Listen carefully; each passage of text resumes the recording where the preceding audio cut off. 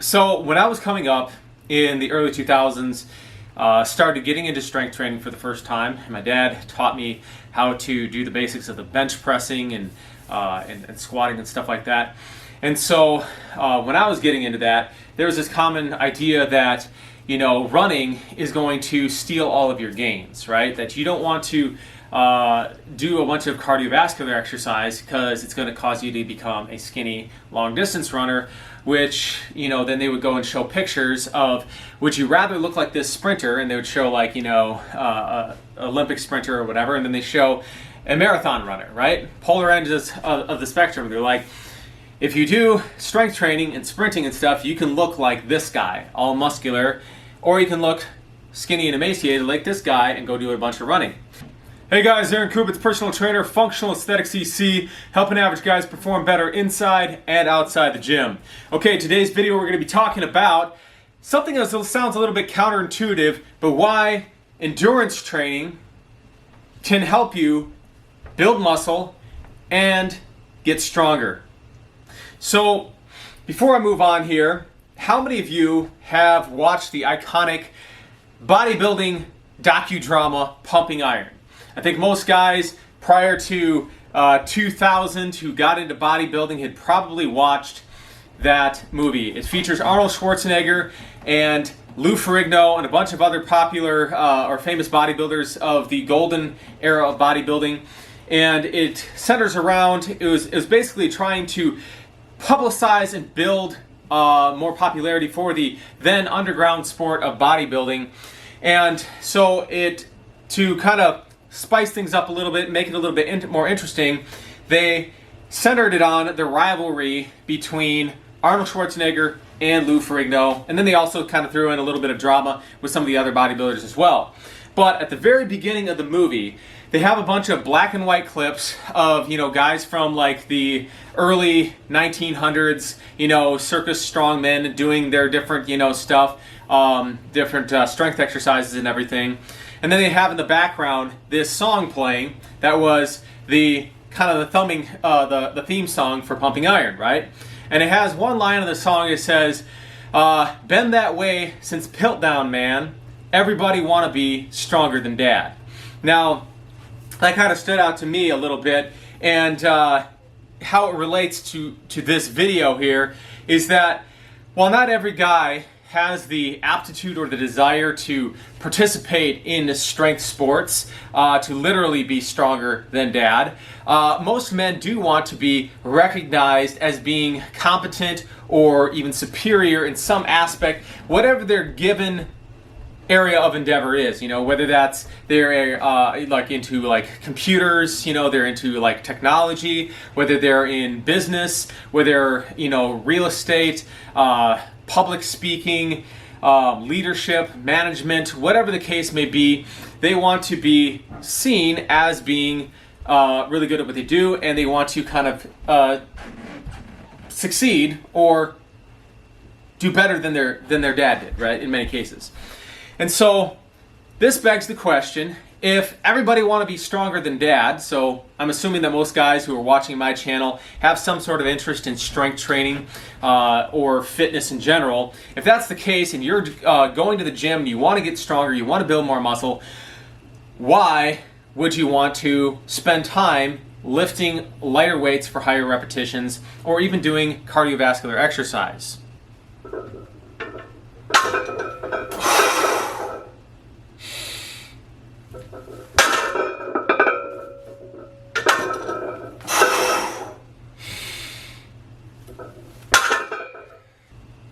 So when I was coming up in the early 2000s, started getting into strength training for the first time. My dad taught me how to do the basics of the bench pressing and squatting and stuff like that. And so when I was getting into that, there was this common idea that, you know, running is going to steal all of your gains, right? That you don't want to do a bunch of cardiovascular exercise because it's going to cause you to become a skinny long distance runner, which, you know, then they would go and show pictures of, would you rather look like this sprinter? And they would show like, you know, Olympic sprinter or whatever. And then they show a marathon runner, right? Polar ends of the spectrum. They're like, if you do strength training and sprinting and stuff, you can look like this guy, all muscular, or you can look skinny and emaciated like this guy and go do a bunch of running.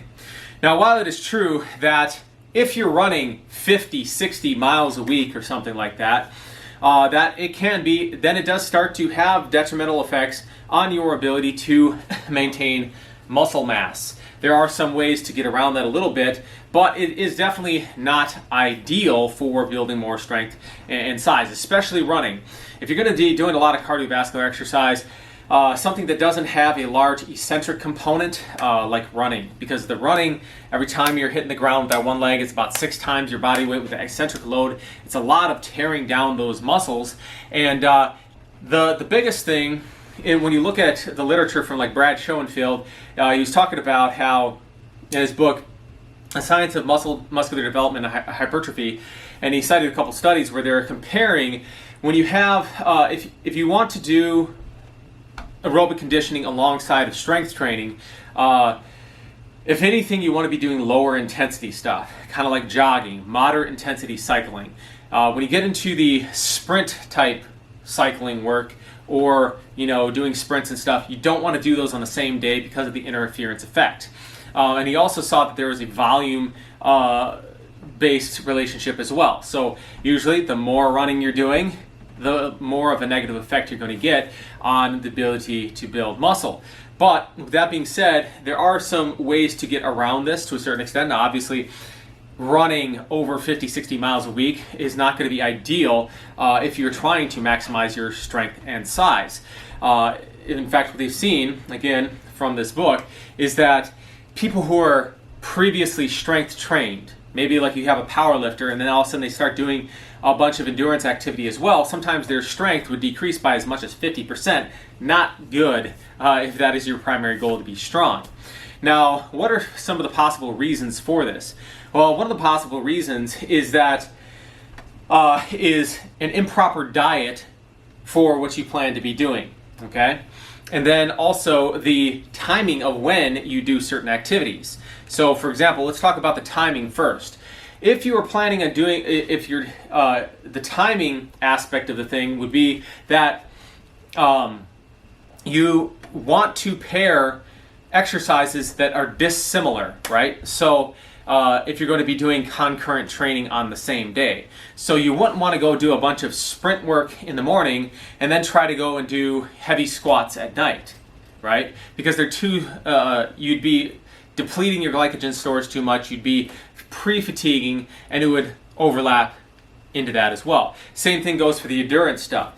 You can do some moderate level of jogging or biking or something like that, but if you do too much of that, you're going to be too fatigued the next day to go in there and give it a good go in the gym when you're lifting your weights. So one thing that I used to do a lot was in this regard was what is like, if I was going to go for a run or something, I would do it on the same day that I was going to be training arms. Because arms don't really tax your nervous system. They don't really drain your body the same way that doing squats and deadlifts do, right? So if you're going to be doing something more cardiovascular for the legs, you can do some upper body work or whatever like that, and that can help a little bit too. Now, probably the most important consideration though is your diet, energy balance. So in strength training communities, protein tends to get a pretty high status in the hierarchy of your macronutrients, and oftentimes too much so, okay?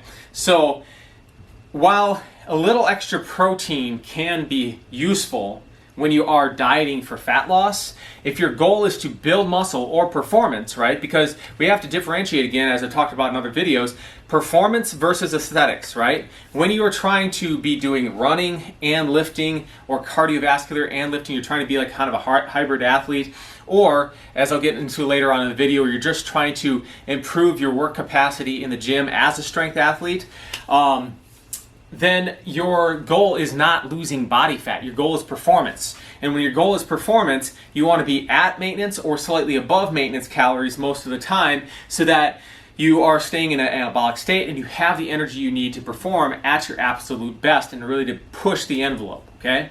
And so in this scenario, you're not going to need copious amounts of protein. Some people say maybe 0.6 grams of protein per pound of body weight. I say, you could go that low or you could go up, just to be on the safe side, 1 gram of protein per pound of body weight. There's no need to go 1.5, 2 grams of protein per pound of body weight. And the reason for this is because protein is not a particularly good energy source. It's good for growth, repair, and hormone production, but it's not very good for producing energy. And so your body can convert protein into energy, but it's a very energy exhausting process. And so you're wasting expensive protein by eating too much protein, and you're decreasing your athletic performance, because one of the other benefits of protein in terms of fat loss is that it's very satiating, right? It tends to cause you to inadvertently eat less calories than you normally would, and this is not necessarily something that you want if you're trying to get more muscle or if you're trying to maintain muscle while you're burning a lot of calories overall, right? So what we want our diet to look like is stick at that bodybuilding staple of 1 gram of protein per pound of body weight. You can be a little bit less, maybe 0.6 and stuff, but I like to just round it up to 1.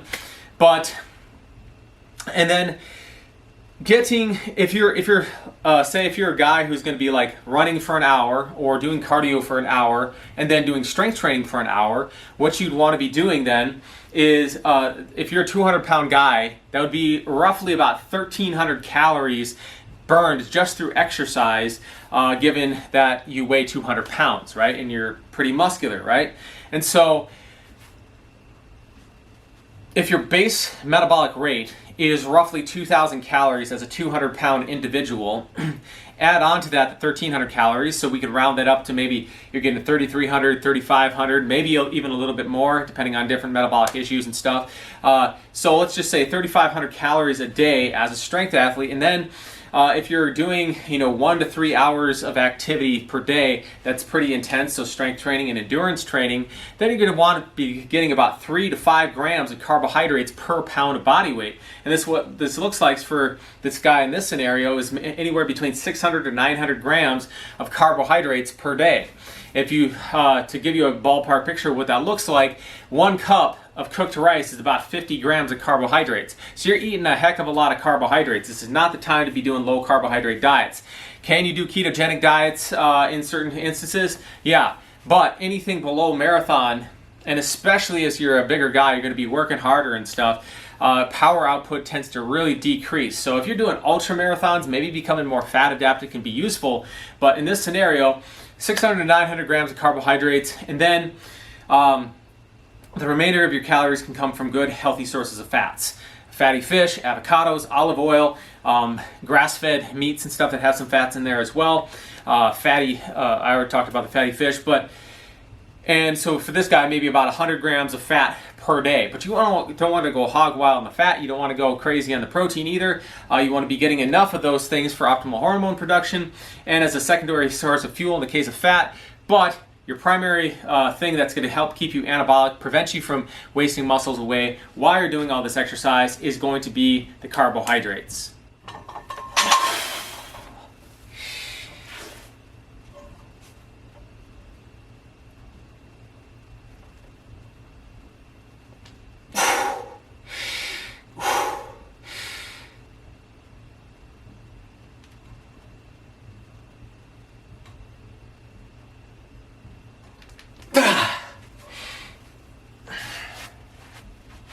Alright guys, so now that we have established why, the fact that endurance training isn't necessarily going to be detrimental to your strength gains, let's get to the meat and potatoes of the video. Why do you actually want to train endurance specifically to help you become a better strength athlete and or build more muscle?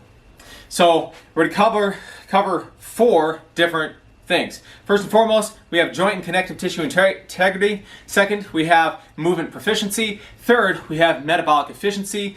Fourth, we have faster recovery.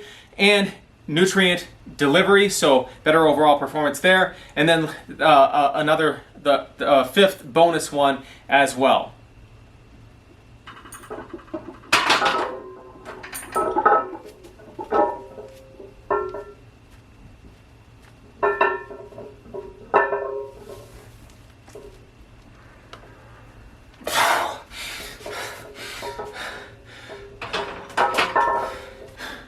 All right, guys, so movement proficiency.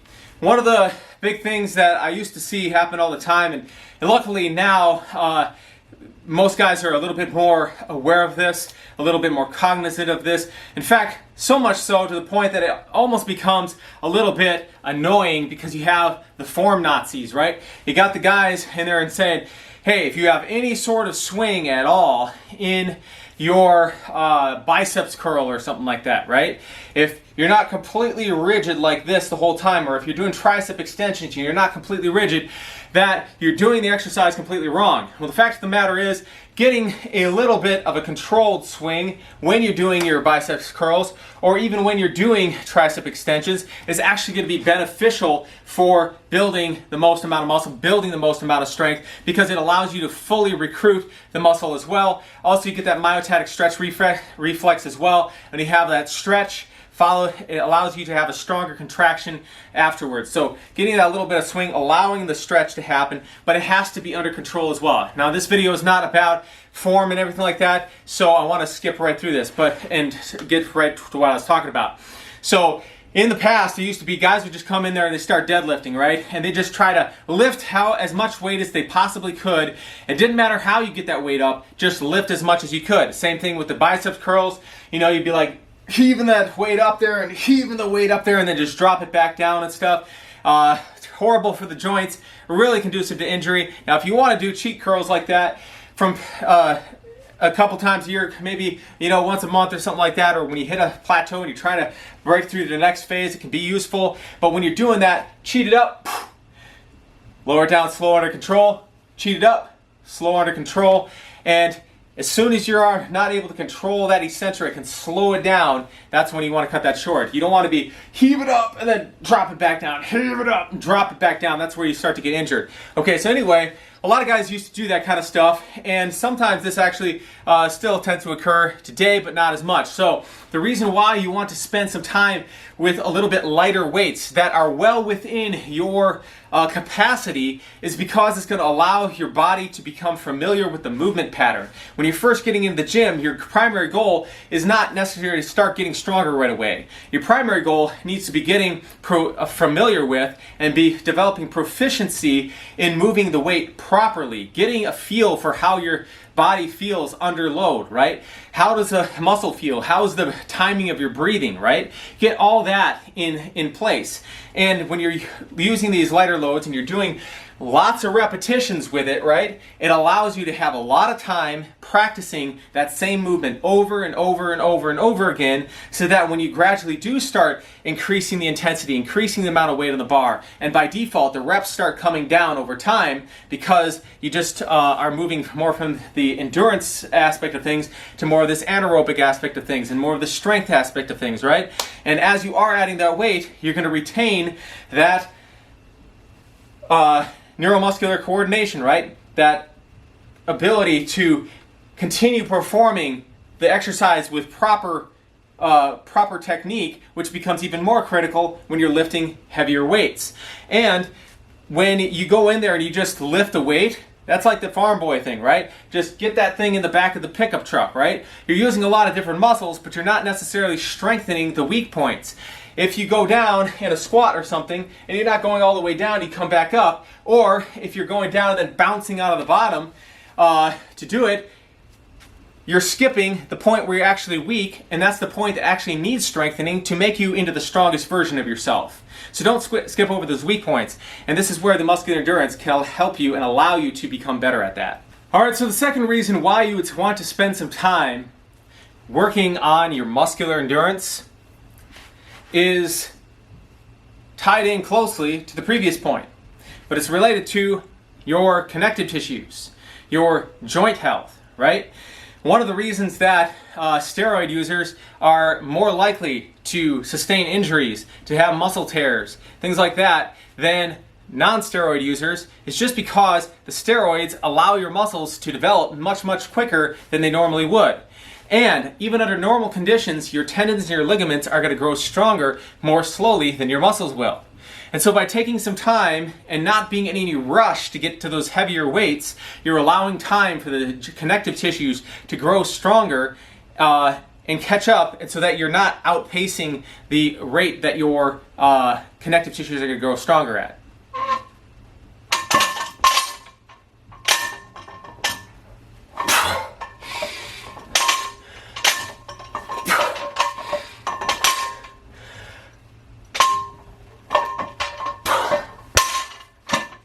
Alright guys, so next up on our list we have metabolic efficiency.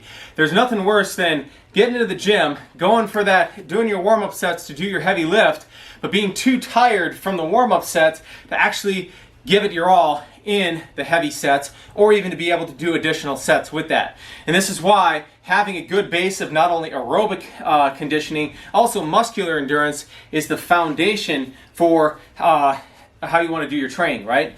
So you want to make sure that you're doing enough conditioning work, enough aerobic exercise, enough muscular endurance type training, so that you have the conditioning to not fatigue when you're going in there doing your heavy sets, right? But without doing so much that it starts to become detrimental to your gains in the gym.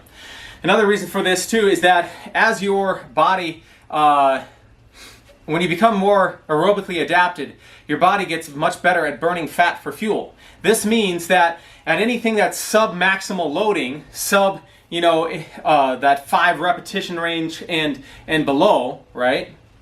That your body is going to be primarily using dietary fat, body fat, whatever the case may be, to fuel that, so that you have more glycogen, more carbohydrates ready to be used for when you do get to the heavy stuff. Right? If you don't have as good of endurance conditioning, then your warm-up sets, you're also going to be using a higher percentage of carbohydrates, which is going to detract from the amount that you're going to be able to use for your heavy working sets.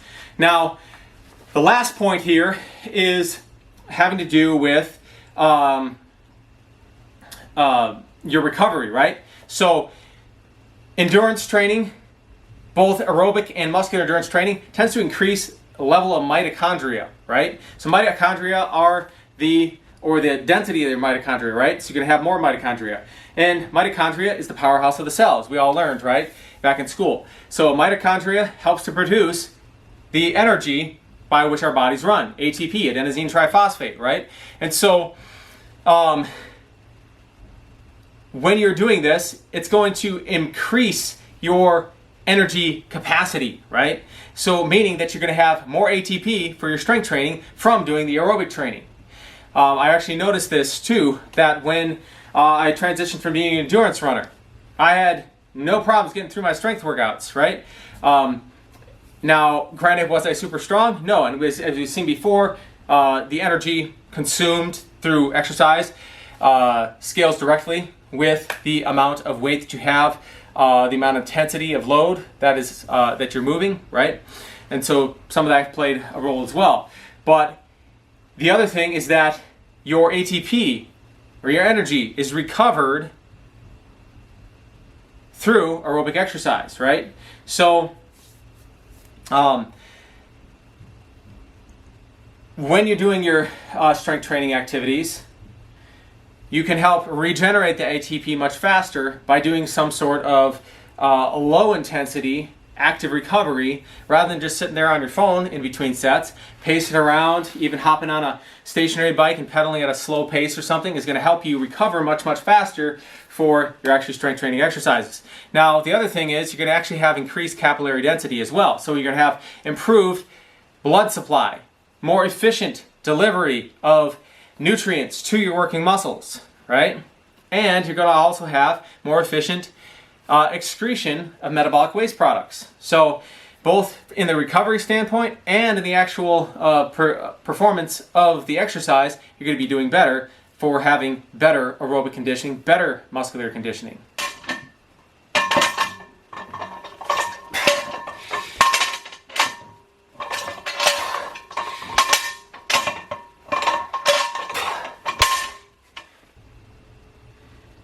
All right, so the last piece of this would be that, and the last reason for, or benefit of doing endurance, both aerobic and muscular endurance training, is that the majority of the requirements of both sports and life do not require all-out maximal strength. It requires a combination of strength and endurance. So if you want to be the most functional and best athlete that you can be, you would want to be training both your strength and your endurance. Now, the relative weight that each of those plays in your program has to do with a couple of things. Number one, your genetics. So are you naturally a more lanky guy, or are you naturally a more muscular, more stout guy, right? Are you a guy who, and then like, what is your performance goals, right, too? Are you a guy who wants to be running a marathon? Is that your primary goal? Or do you want to compete in a bodybuilding competition? Do you want to compete in a powerlifting competition, right? So how you train is going to be, why you should be doing all the different forms of training as just an average individual, as an athlete. The weight or the amount that you do of that kind of training is going to be determined by a combination of genetic factors as well as performance factors as well. Now, if you are, and this is for the reason that I've stated before, is why I've also included muscular endurance training as the number one pillar in my Hybrid Strength program. So Hybrid Strength 101 is my 16-week strength and conditioning program to help men over 40 drop 20 pounds of body fat, gain 5 to 10 pounds of lean muscle while increasing their strength, flexibility, and endurance, right? And it goes in this 4-month stage because you're going to be covering on muscular endurance, bodybuilding, powerlifting, and then speed and explosive and athletic training. Now, if you are somebody who wants to look and feel really great, and you don't have any specific performance goals that you're going after, that you want to specifically be a really fast marathon runner, or that you want to be the best bodybuilder or the best powerlifter, but you just want to be an overall really well-rounded athlete, and your primary goal is to look good with your shirt off, be above average strength, and be able to continue training for as long as possible, then Hybrid Strength 101 is probably something that you want to look into. If you'd like to hear more details about that, go ahead and drop hybrid in the comments below. If not, but you did appreciate the content of this video, go ahead and hit the like button on this video. And if you'd like to hear more information related to workout design, kind of like this one here where I'm talking about muscular endurance, or just how to put together different strength routines, for both aesthetic reasons, performance reasons, or a combination of both. And if you'd like to learn how to avoid getting common injuries that you get in the gym, and then also how to work around those things, should you happen to sustain those to begin with, then consider subscribing to the channel by hitting the button in the lower right-hand corner of the screen. And we'll see you all next time for more health and fitness information.